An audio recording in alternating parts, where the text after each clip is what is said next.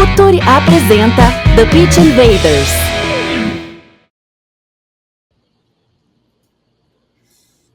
Olá, futeboleiros! Olá, futeboleiras! Feliz Ano Novo! Feliz 2024! Futuri Podcasts apresenta The Pitch Invaders, episódio 311. Sempre falando de maneira profunda e séria sobre o jogo. A gente está aqui para Futuri Pro, o braço de inteligência de mercado profissional para clubes e agentes do Futuri, que está, neste momento, estamos em janeiro de 2024, está neste momento, entre outras atividades, também gerando relatórios para a Copa São Paulo, relatórios que você acessa, relatórios diários de scout que você acessa no FutiLink, a ferramenta online de gestão de departamento de mercado. Seu clube, se não estiver no FutiLink, ele está fora do mercado. Envie e-mail para contato@futuri.com.br. FutiLink, tecnologia brasileira a serviço da eficiência esportiva e financeira do seu clube. A novidade de hoje é o Bahia. O Bahia chega ao FutiLink, que honra para a gente ter o Grupo City através do Bahia no FutiLink. Futuri Academy, a gente já teve a primeira aula, mas ainda dá tempo de se inscrever na certificação executivo de futebol Futuri 2024, com curadoria de Ricardo Moreira, diretor desportivo do Orlando City da MLS.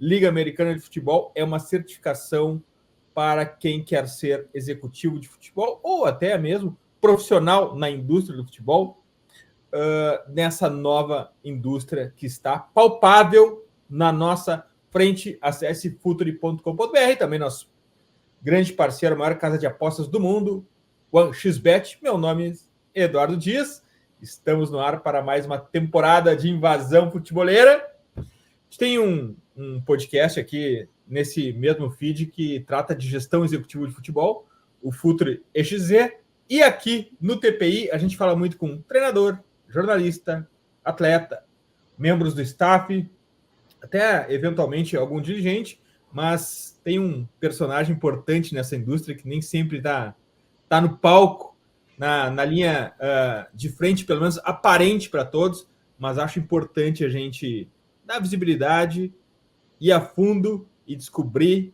exatamente o que faz com a gente. Bem-vindo, Thiago Freitas, CEO da Rock Nation Sports Brasil. Prazer ter você aqui no Futuri. Muito obrigado, Eduardo. O prazer é meu, especialmente porque, como disse você, a nossa atividade é uma atividade de coadjuvantes e esse espaço que eu acompanho já faz algum tempo é um espaço de protagonistas. É uma honra para todos nós poder falar sobre o nosso trabalho, que por vezes é demonizado pelos populistas à frente dos clubes e pelos apaixonados torcedores que não compreendem exatamente como tudo funciona e que não precisam compreender mesmo. Até porque futebol é apaixonante porque muitas vezes não se sabe o que esperar dele. Invaders, vamos invadir a vida dos agentes e conhecer mais da Rock Nation Brasil.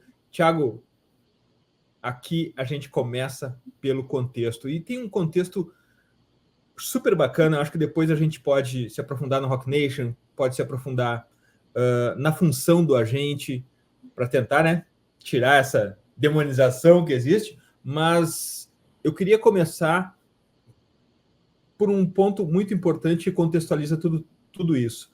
A gente está numa mudança incrível na indústria do futebol. Os players, os atletas, as ligas, os campeonatos, a modalidade jurídica dos clubes. O agente está mudando também, Thiago? Demais, bastante. Especialmente aqueles que você encontra bem-sucedidos no mercado. São aqueles que acompanharam as mudanças, que compreenderam alguns anos atrás o que se daria não só no Brasil, mas no resto do mundo.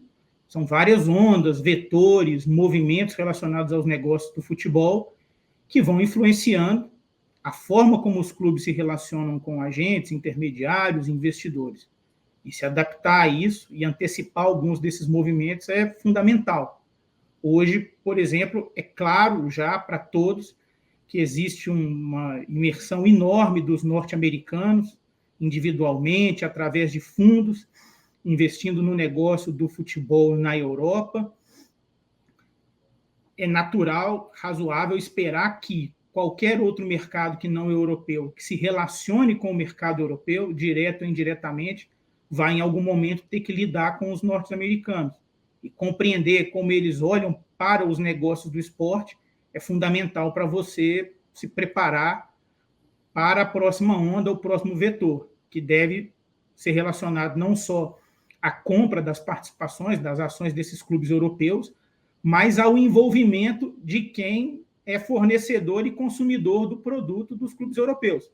Sejam os clubes na América Latina e África, que fornecem atletas para esses clubes europeus, seja na audiência dos asiáticos ou mesmo daqueles que estão nos Estados Unidos consumindo cada vez mais o futebol. Esse assunto é bacana. Aqui no TPI a gente também tem uma característica. A gente vai para um assunto, aí alguém abre uma porta e a gente entra naquele portal lá e mergulha naquele ponto. E a entrada dos americanos do futebol é um ponto muito bacana da gente debater, Thiago, porque eles trazem o dinheiro, mas eles trazem também o playbook americano de gerir esportes. É a maior indústria de esportes do mundo, se conecta com o maior esporte do mundo, afinal de contas. E tu, de alguma forma, tu tem te relacionado com... E aí a gente entra também numa nova figura, né? Com o dono do clube, porque aqui no Brasil não se fala em dono, o clube não tem dono, e às vezes nem o dinheiro tem dono dentro do clube também. E aí começa a entrar esses americanos. Tu já sentiu isso no teu relacionamento de contato com clubes, contato com donos, ou nem necessariamente com algum americano que trabalha na execução, mas sim com seus funcionários que estão sob um novo playbook agora? Tu conseguiu sentir esse salzinho de americano no futebol já, Thiago? Não, sem dúvida. O tempero do proprietário, do dono, que assume um compromisso e sabe que tem que arcar com ele, o que não era usual no Brasil até pouco tempo atrás, em que os clubes eram tratados como prefeituras, alguém assume e procura extrair do clube o máximo em um Ótima analogia. De 3 anos. Ótima analogia. Né? E agora não. Agora você tem a quem dá satisfações quando alguém do clube procura para tratar de um negócio. Esses clubes têm orçamentos que são controlados como de grandes companhias listadas em bolsa. Eles têm diversos procedimentos, normas, processos de compliance, de segurança, para que as instituições se protejam das próprias pessoas que estão nas instituições, planos de longo prazo, metas e um custo de oportunidade do dinheiro colocado no futebol. Né? O dinheiro que chega para investimento no esporte, no entretenimento, ele é parte de um mix de investimentos, né, que tem alocações em várias outras indústrias, em vários outros mercados, e quando ele é colocado no esporte, seja com o esporte sendo visto como um negócio de maior ou menor risco, né, ele é colocado com a expectativa de que vai gerar um determinado retorno. E o retorno implica receita maior do que despesa. É uma novidade no Brasil, onde se trabalhou durante 40 anos com dirigentes competindo por quem tinha maior capacidade de elevar o endividamento sem fechar as portas dos clubes. Nós vivemos no Brasil um campeonato de endividamento.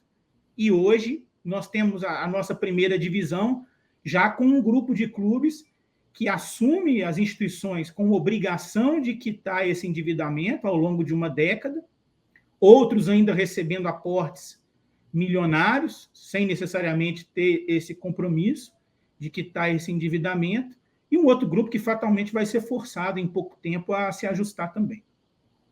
Essa visão é muito importante, porque ela é muito palpável também, né? É só olhar o que está acontecendo e a gente não precisa ter uma sensibilidade incrível para identificar isso. Mas eu quero fazer uma conexão com esses americanos, Thiago, e com isso que a gente conversou até aqui, com a Roc Nation. E eu quero fazer a outra conexão, futebol e entretenimento. Contextualiza para a gente o que é a Roc Nation, como surge a Roc Nation e a Roc Nation Brasil, Thiago. Certo. Bom, a Roc Nation é fruto de uma fusão da Rockefeller Records, do Jay-Z, com a Live Nation, que é a maior companhia do mundo no segmento de turnês internacionais. a gravadora do Jay-Z se funde com a Live Nation e se transforma numa companhia de agenciamento, representação de artistas, uma companhia que tem um trabalho pautado na lógica do artista representando o artista e efetivamente potencializando o trabalho do artista sem a exploração que era típica desse segmento até o surgimento da companhia. A Roc Nation expande os seus negócios para os esportes, inicialmente para os esportes norte-americanos, das suas principais ligas, do basquete, do futebol americano e do beisebol. Uma divisão internacional é criada de esportes tidos como não norte-americanos, que tem o rugby, o cricket, e incluem agora o nosso futebol.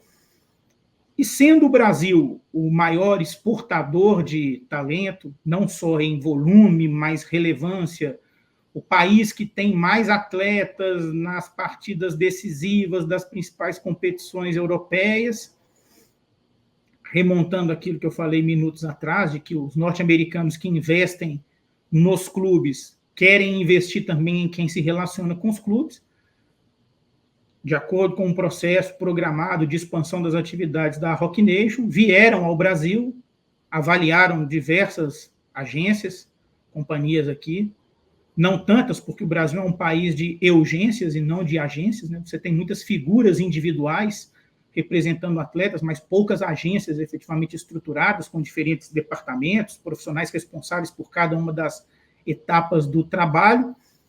Fomos os escolhidos, e se deu, então, o processo de incorporação, né, e se tornaram, então, acionistas majoritários da nossa agência. Que bacana, Thiago. E dentro dessa visão americana, vocês estão imaginando que tem também um playbook de que perfil de atletas buscar a partir de agora? Isso mudou? Ou vocês seguem buscando o mesmo perfil de atleta? É talento jovem? Ou tem algo mais nesse ingrediente que vocês colocaram no filtro de atletas, Thiago? Algo mais. Essa mudança ainda não é perceptível, até porque mudanças bruscas não são positivas em ambiente algum. A graduação é importante, mas fatalmente... Ainda mais em um ambiente tão conservador, né, Thiago? Exato. Mas fatalmente vamos observar já nesse ano de 2024 alguma atenção adicional ao que acontece fora do campo e do potencial de alguns atletas para, fora do campo, gerarem negócios. Já que hoje nós temos entradas, conhecimento e uma estrutura que não tínhamos para poder fazer desses atletas ícones não só esportivos, mas na sociedade. Essa parte comercial do atleta, Thiago, e até muito bem colocado a questão da responsabilidade social do atleta, até pelo contexto do Brasil, ela não vem junto com o talento esportivo, né? Ela precisa ser desenvolvida e treinada, né, Thiago? Não só no Brasil, mas no Brasil nós temos um déficit educacional muito grande, e que não é um déficit educacional só das crianças, só dos jovens, não é só dos mais pobres. Eu costumo dizer que o futebol não é uma sociedade paralela. O futebol está inserido na sociedade. Então, para tratar dos problemas do futebol no Brasil, é preciso tratar antes dos problemas do Brasil. O Brasil não é um país fácil. O Brasil se esforça para ser o que é hoje. As oportunidades que o Brasil perdeu ao longo das últimas décadas são notórias, conhecidas de todos. Né? Basta buscar quem eram os países que há 20, 30, 40 anos tinham os mesmos indicadores de desenvolvimento nossos e como estão hoje, para compreender que nós temos problemas que transcendem o futebol. Então, por termos esses problemas, é claro, entre os jovens que praticam futebol, nós vamos ter problemas para poder ajustar a conduta deles e para convencer eles de que decisões tomadas no curto prazo têm impacto no longo prazo, enquanto os resultados não chegam. É muito difícil explicar para um jovem que ele tem que cuidar do que faz com 14, 15 anos, porque isso vai ser relevante quando ele tiver 20, 21 ou 37. E não é só para o jovem que pratica futebol. Você já foi adolescente, eu fui também, basta recordar o que nossos pais nos falaram ou outras pessoas nos disseram, nos aconselhando, e como nós lidamos com o valor do tempo e das nossas decisões. Esse é um ponto muito importante.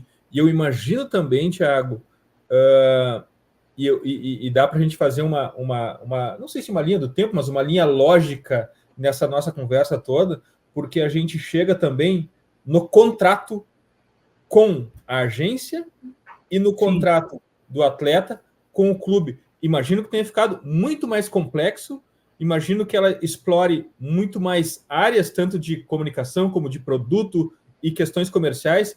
E isso também tenha tido uma mudança grande em pouco tempo, Thiago.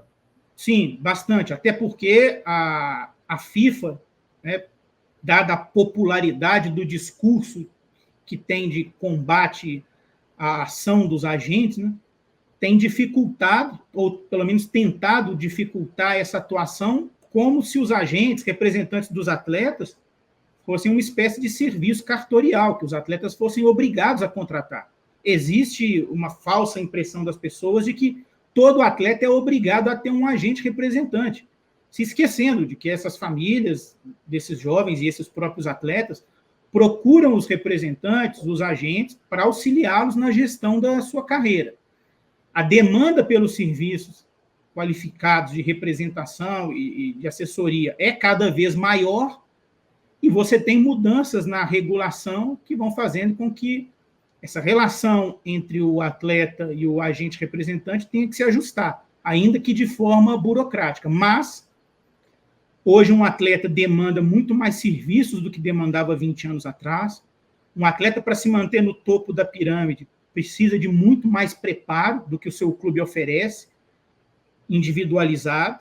E a vida do atleta, ela é mais complexa, porque hoje ele tem rendimentos muito maiores, né, e ele tem muito mais planos para fazer e muito mais para gerir do que tinha, além de ter uma segunda vida, que é a vida das redes sociais, né, que não existia há algum tempo atrás. Então, hoje o atleta ele tem uma rotina de sacrifício, de comprometimento deletério do seu corpo para com o clube, e ainda tem uma outra vida, que é a do relacionamento nesse mundo virtual, que envolve a família, que envolve os filhos, e envolve a própria comunicação, a venda da imagem dele. Então, é uma rotina muito mais complexa, demanda muito mais pessoas. E um recado aos jovens atletas, Thiago: os scouts olham os seus Instagrams, viu? Os scouts olham o Instagram dos atletas. Então, assim, cuidado com o que vocês postam lá no Instagram, porque pode atrapalhar um belo futuro. Alguns já têm até um checklist dos elementos que eles não gostariam de encontrar nas redes sociais de um atleta e registram, sim, o que eles encontram, o que são sinais, né, de possíveis problemas, ainda que associados a alguns preconceitos, mas, por vezes, baseados em evidências também, né? Na verdade, aquilo que uma pessoa mostra nas suas redes sociais não diz exatamente o que essa pessoa é, mas dá sinais do que ela gostaria de ser. Ótimo, essa é ótima. Não diz o que ela é, mas diz o que ela gostaria de ser. Isso talvez seja mais definitivo ainda do que ela seja. Exato. Então, às vezes você olha para um garoto que assinou o seu primeiro contrato, recebe um salário mínimo 2, e que se mostra nas redes sociais algo que ele não pode ser. Mas isso já dá um sinal do que ele pode vir a ser quando ele estiver recebendo 50, 100 salários mínimos. Tiago, eu tenho aqui como hábito procurar futebol fora do futebol. E ouvindo um podcast de tecnologia, alguns dias atrás, eu vi uma frase de alguém falando mais ou menos assim: a gente não precisa antecipar muito cenário aqui no Brasil e na área de tecnologia. É olhar para os Estados Unidos e ver o que eles estão caminhando lá. Eu acho que, tratando o futebol como esporte, entretenimento, a gente também pode olhar um pouco para os Estados Unidos. E eu não sou muito bom da NFL, mas eu gosto de assistir NBA, e eu vejo muito os atletas fora do ambiente esportivo dando sua opinião nos seus perfis de rede social, vendo atletas sendo investidores de empresas e assumindo isso abertamente, falando sobre essas empresas, o atleta gerando conteúdo, e até mesmo conteúdos sobre o jogo, conteúdo de tática. Tem sido muito bacana isso. Em alguns momentos, Thiago, eles também acabam sendo concorrentes do clube, porque o clube também está gerando conteúdo, o clube também está tentando chamar a atenção. Eu acredito que essa seja uma tendência, tá? Os jogadores de futebol acho que vão caminhar para isso, não sei quanto tempo vai levar, por tudo que tu já mencionou aqui das dificuldades de formação, de educação, conservadorismo do nosso jogo. Mas os clubes estão prontos já para esse atleta também, Thiago? Alguns vêm se preparando. E acho que antes de muitos deles se prepararem, vão ser adquiridos por quem já está preparado. Boa! Né? Você não precisa se preocupar com quem vai se preparar. Os preparados vão adquirir esses clubes. Vai ser impossível nos próximos anos imaginar clubes competitivos que não tenham grandes aportes e que não tenham práticas que são comuns a esses clubes que já são sociedades anônimas consolidadas, estabelecidas. E o processo natural é de incorporação daquelas instituições que são de maior potencial. Não necessariamente maior potencial de arrecadação com bilheteria, mas maior potencial de negócio. Você tem hoje no Brasil já clubes periféricos, podemos chamar assim, ainda que fazendo a ressalva de que eu gosto de repetir sempre que o maior clube do mundo é o seu, aquele para o qual você torce. Esse é o clube mais relevante do mundo, é o mais importante e o maior. Mas você tem hoje, olhando para a primeira divisão do futebol brasileiro, um número de clubes com torcidas nacionalmente inexpressivas, que participaram da nossa primeira divisão nos últimos anos, por muito mais edições do que outros extremamente relevantes. Basta olhar para quem disputou a primeira divisão do Campeonato Brasileiro nos últimos 5 e 10 anos e olhar para quantas edições, por exemplo, Remo, Santa Cruz e Vila Nova disputaram. Verdade. Não vou falar de quais são os irrelevantes nacionalmente, no que se refere à sua torcida, mas posso falar dos relevantes que estão fora. Nós já temos sinais no Brasil faz muito tempo, de que uma grande massa de torcedores não é suficiente para sustentar um clube na elite do futebol brasileiro. Nós temos a ascensão de vários clubes de pequeno porte, de cidades que eram inexpressivas no futebol e que hoje estão consolidados, estabelecidos. E, Thiago, eu falei da nossa armadilha aqui, que a gente abre uma porta e mergulha naquele assunto e acaba fugindo do assunto que nos propusemos inicialmente. Vamos voltar um pouco aqui para o agente.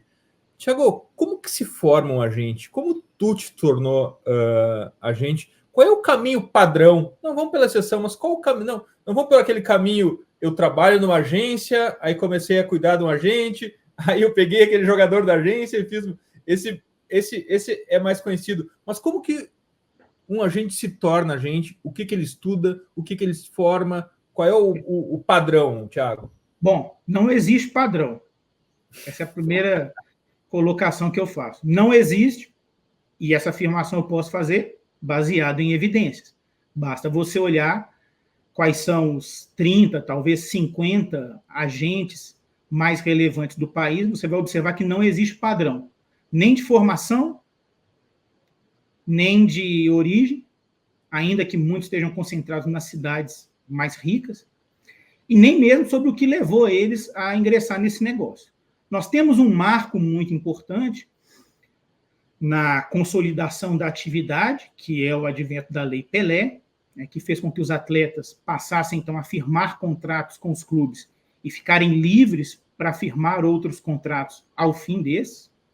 Anteriormente, com a lei do passe, o atleta não podia deixar um clube deliberadamente ao fim do seu contrato. A partir do momento em que os atletas são comunicados de que estarão livres ao fim dos seus contratos, uma janela de oportunidade se abre e muitas pessoas ingressam nesse mercado para, então, representar esses atletas. Eu posso te dizer que a primeira leva de agentes relevantes do Brasil é formada por pessoas que negociavam bens e serviços com os atletas. Então, você vai encontrar nessa primeira leva as pessoas que vendiam automóveis para os atletas, pessoas que vendiam joias para os atletas, corretores que vendiam imóveis ou mesmo seguro para os atletas, ou ainda familiares, ou mesmo conselheiros de clubes que tinham proximidade desses atletas. A primeira leva foi formada assim. Eram pessoas que eram do círculo de relacionamento de atletas. Nós temos um caso célebre, inclusive, que era de uma pessoa que trabalhava com manutenção dos automóveis dos atletas, literalmente os lavando, encaminhando a oficinas mecânicas, e que um dia resolve ligar para um dirigente para falar de um atleta, consegue intermediar uma transação de um atleta que, ainda na década de 90, tinha servido à seleção brasileira, e ingressa assim no mercado, por recomendação de um para outro. Ou seja, de forma aleatória, amadora e incipiente, em um mercado incipiente. Com o passar dos anos, e que lidava com amadores também, né, Thiago? Sim, também. Dirigentes ao extremo amadores e atletas por completo amadores. Né?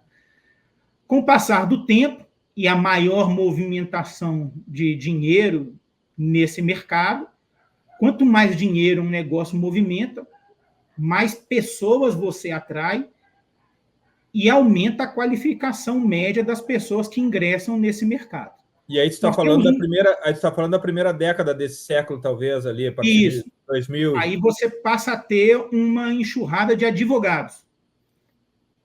Aí você tem um movimento de advogados se convertendo em agentes.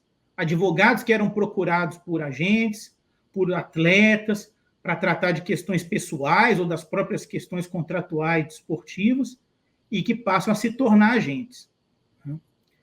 Hoje, eu percebo que já existem formações específicas que tentam transmitir conhecimento sobre o trabalho de agenciamento, mas eu diria que a terceira leva de agentes relevantes do Brasil vem de pessoas que enriqueceram, que se tornaram milionárias em outros segmentos e que vêm, então, aportar recursos no negócio do futebol como apostadores ou colaboradores das famílias.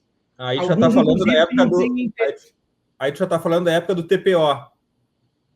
Sim, aí você tem a possibilidade da compra dos chamados direitos econômicos, e aí você tem uma enxurrada de milionários em outros segmentos que vem, então, comprar as fatias da pizza em que era fatiado o jogador, se dizia 10, 15 anos atrás. Então, eu acho que nós temos essas três ondas de ingresso, mas não existe uma escola preparatória para agentes. Eu mesmo começo a minha empreitada no futebol por acaso, permaneço em alguma medida por paixão, tento iniciar um trabalho relevante como agente, descapitalizado, não consigo, me encontro no futebol numa outra atividade de observação, sigo depois para trabalhar em um clube, retorno ao Brasil para estruturar um trabalho de scouting sistematizado para ocupar a função que eu tenho hoje. Mas não houve planejamento para ingressar no negócio do futebol. Literalmente, a primeira oportunidade surge por acaso, quando eu esperava uma pessoa à beira de um campo, sem pretensão de lidar com futebol, e fui abordado por outra que me fez um convite para ter uma experiência e eu aceitei. Mas não existe hoje um caminho formal, educacional para isso.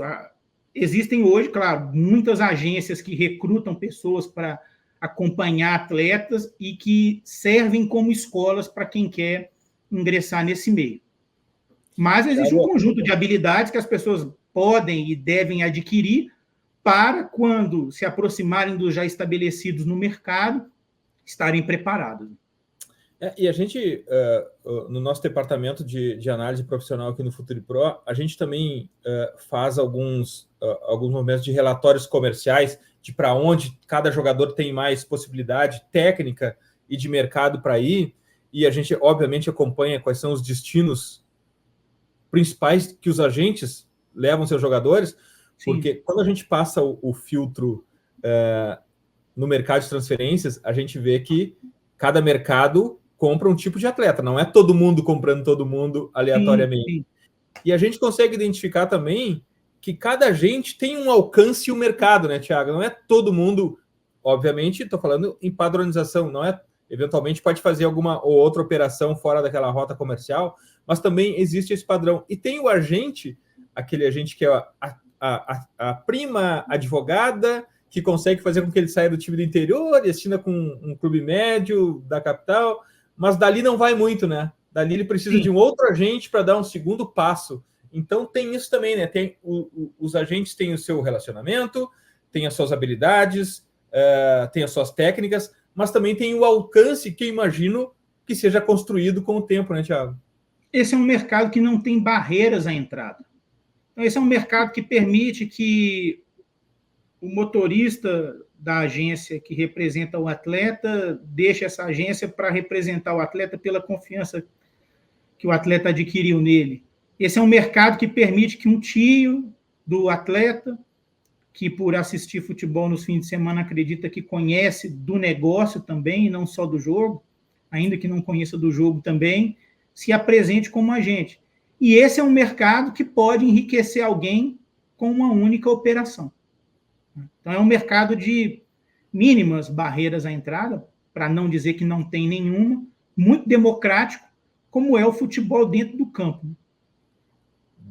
Thiago, eu acho importante a gente aproveitar esse tempo aqui para a gente falar também dessa questão da demonização do agente, porque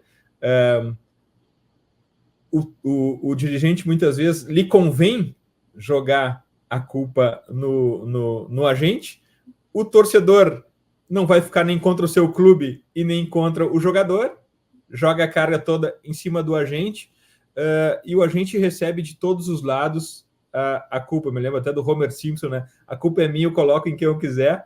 E isso está calculado também, Thiago? Está no preço isso? Receber a culpa de ou não ter feito negócio, ou até do jogador não ter performado dentro de campo, está no preço também? Faz parte da profissão receber essa culpa, Thiago? Faz parte, claro. Eu costumo dizer para muitas pessoas que muito do que eu recebo e muito dos cabelos que eu perdi nos últimos anos não estão relacionados ao que eu faço, mas ao que eu tenho que escutar. Imagino. E, Thiago, outro ponto bacana da gente conversar aqui, o que eu acho que faz parte também, porque as pessoas se ouve muito na opinião pública e é um pensamento geral, como o atleta assediando o jogador, o agente assediando o atleta, abordando o atleta. Como é que é na tua empresa, na Rock Nation, como é que se dá a abordagem? Eu acho que antes de tudo, como é que se escolhe o atleta? É o atleta que escolhe a Rock Nation? É a Rock Nation que escolhe o atleta? Como é que é essa abordagem da tua empresa, da tua agência, Thiago? Os dois processos são simultâneos. Né? Os dois ocorrem com busca nossa e com busca dos atletas pelo nosso serviço. Desde quando a agência foi estruturada e os negócios mais relevantes foram se dando, a busca de atletas pelo serviço cresceu, mas uma explosão se deu com a transferência do Vinícius Júnior para o Real Madrid, né, que fez com que o perfil de quem busca o serviço não fosse mais só daquele garoto que quer ingressar no negócio do futebol, daquele garoto que quer deixar um clube de menor expressão e seguir para um grande clube. Hoje, nós somos procurados por atletas já estabelecidos, que já atuam em clubes relevantes, em um volume e frequência muito maior do que antes. Ainda que as famílias pesquisem muito pouco sobre a atividade dos agentes. Posso te dizer com segurança que 90% das famílias dos atletas dedicam mais tempo para escolher um ventilador que vão comprar do que para escolher o agente com o qual vão trabalhar. Não se prestam a pesquisar qual é o histórico dessa agência, quem são os atletas que começaram a trabalhar com essa agência quando tinham a idade desse atleta em questão, nessa família, não olham muitas vezes para onde estão os atletas que essa agência representa, se existe um padrão, se é compatível com aquilo que a família espera, se existe uma explicação clara sobre quais são os serviços. aonde o agente consegue efetivamente ajudar ou não. Essa é uma escolha ainda mal estruturada, pouco qualificada, não existe material educativo da confederação, instruindo, orientando as famílias sobre o que checar, o que averiguar, além da simplória verificação se aquele agente ou agência é credenciado ou não, pagou uma taxa para operar ou não. E existem várias perguntas que uma família deveria fazer na hora de escolher o seu representante. E, infelizmente, muitos dos que exercem essa atividade não têm interesse de gerar esclarecimento. Preferem sustentar o vínculo com as famílias na dependência. A nossa crença é de que uma família instruída, que saiba efetivamente o que é de responsabilidade do atleta, o que é de responsabilidade nossa, e de como nós sustentamos a nossa atividade, de onde vem o nosso ganho, é o que vai fazer com que essa família siga trabalhando conosco. O empoderamento da família e do atleta é o que vai fazer com que ela siga trabalhando conosco, e não a incerteza sobre como o mercado funciona. Tiago, aqui no TPI a gente não se interessa por questões pontuais, a gente se interessa mais por questões de ideia, sobre pensamento, sobre a forma de agir. E eu queria entender um ponto aqui, porque falasse no Vinícius Júnior para o Real Madrid, mas assim como pode ser também o Endrick, pode ser também outros atletas para o Manchester United, para o Chelsea, os brasileiros, especialmente, que saem para esses gigantes mundiais. Como que um time desse tamanho, ou como que o Real Madrid ele embarca o atleta no clube? O Vinícius Júnior, o Endrick, os atletas brasileiros estão aqui, pronto, assinou o contrato. Como que o Real Madrid chega nesse atleta? Ok, me dá ele aqui, ele agora é meu. Redes sociais, entrevistas, marcas. Como é que é o embarque desse atleta num clube gigante desse, Thiago? Bom, diferentes clubes e diferentes mercados têm diferentes políticas, práticas. Alguns são mais atenciosos com a preparação da chegada do atleta. Você falou do Real Madrid, citou o Vinícius e o Endrick, dois clientes nossos que tiveram as suas transferências negociadas antes deles completarem 18 anos.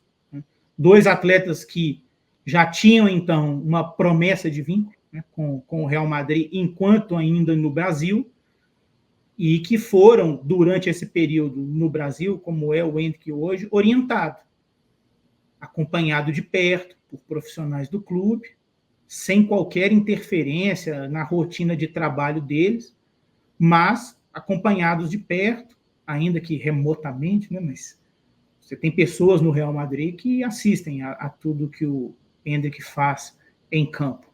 Regularmente ele tem contato com profissionais do clube, mas especialmente conosco.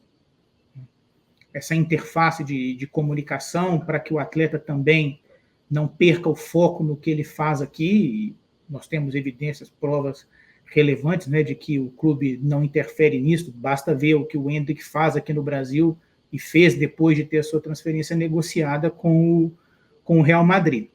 Muitos clubes têm uma política muito rigorosa relacionada ao uso da imagem do atleta, dividem, inclusive, os ganhos de qualquer campanha que o atleta negocie, já que eles assumem, com razão, que parte do interesse que existe pelo atleta está relacionado ao fato dele ser atleta do Real Madrid. Existem clubes que têm um serviço de recepção e de adaptação do atleta muito interessante, sólido, muito bem estruturado. Nós tivemos uma experiência recente muito interessante com o Arthur, lateral do América Mineiro, que disputou o Sul-Americano Sub-20 e teve essa transferência negociada com o Leverkusen na Alemanha. Nos impressionou positivamente o cuidado, a atenção e a facilidade de adaptação dele lá. Porém, em alguns outros mercados, a atenção já não é tão grande, fica a cargo do atleta e das pessoas que acompanham ele tratar dessa adaptação. Mas eu posso te dizer que no topo da pirâmide, nos 30 clubes mais relevantes do mundo, nas principais ligas e naqueles que têm uma estrutura administrativa muito bem estruturada, o atleta tem suporte e, se ele estiver disposto a se adaptar, ele não vai ter dificuldade.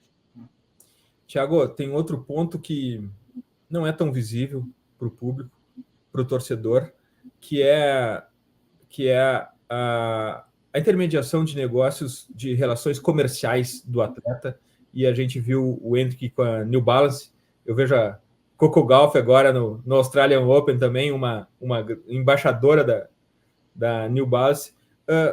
Como é que se escolhe? E aí, de novo, eu tiro o Hendrick, que eu usei como exemplo, mas não precisa se referir exatamente a esse negócio. Como é que se escolhe um fornecedor de material esportivo, Thiago?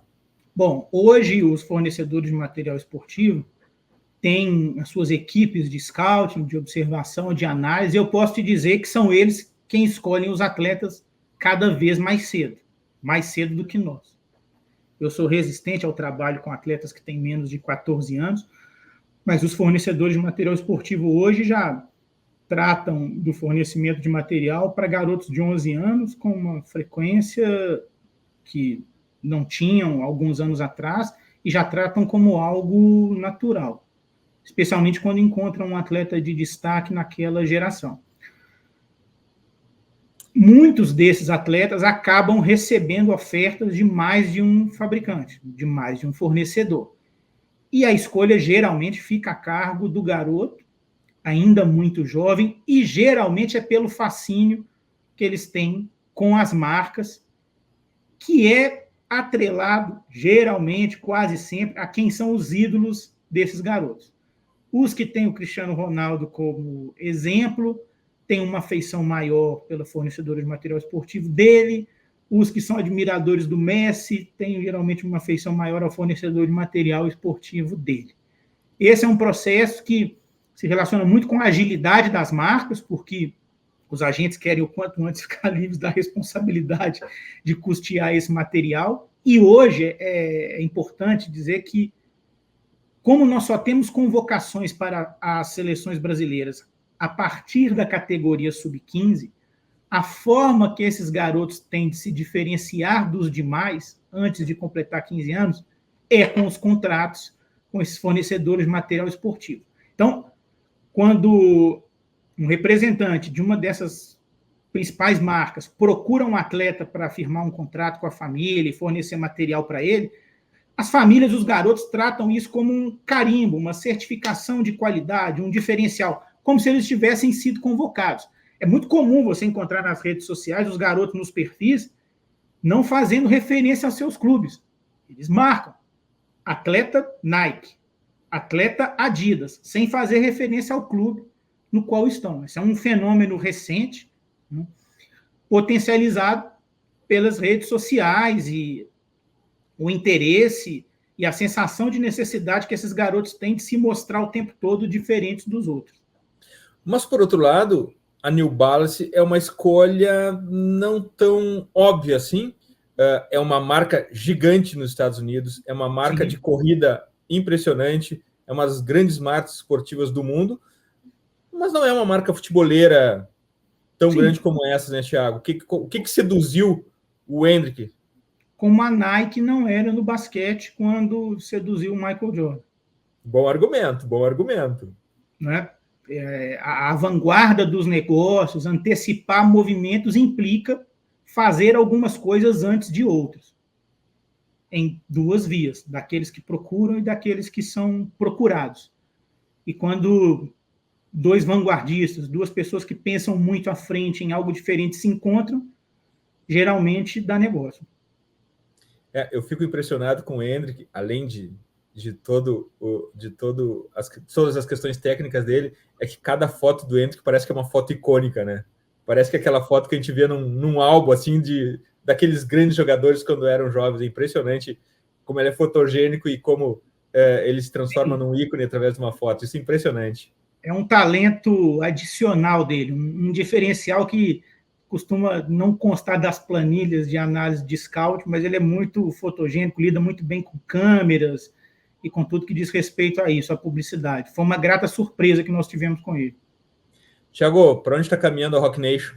Quais são os planos da Rock Nation de curto e médio prazo? Bom, existem planos relacionados a como a imagem dos atletas vai ser tratada, administrada. Eu acho que nós já temos evidência disso.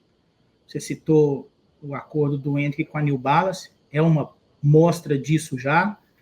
Você olha para quem são os 10 ou 20 mais relevantes atletas brasileiros no mundo, quantos contratos eles têm, quantas marcas são associadas a ele, e você já vai ver que existe algo da Roc Nation relacionado aos nossos clientes, aos principais expoentes.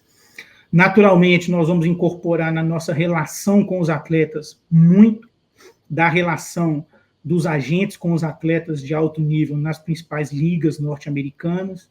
A nossa forma de buscar o clube europeu vai passar por alguma mudança também, porque vai envolver fatalmente muitos dos seus acionistas, que também são acionistas de franquias nas principais ligas norte-americanas.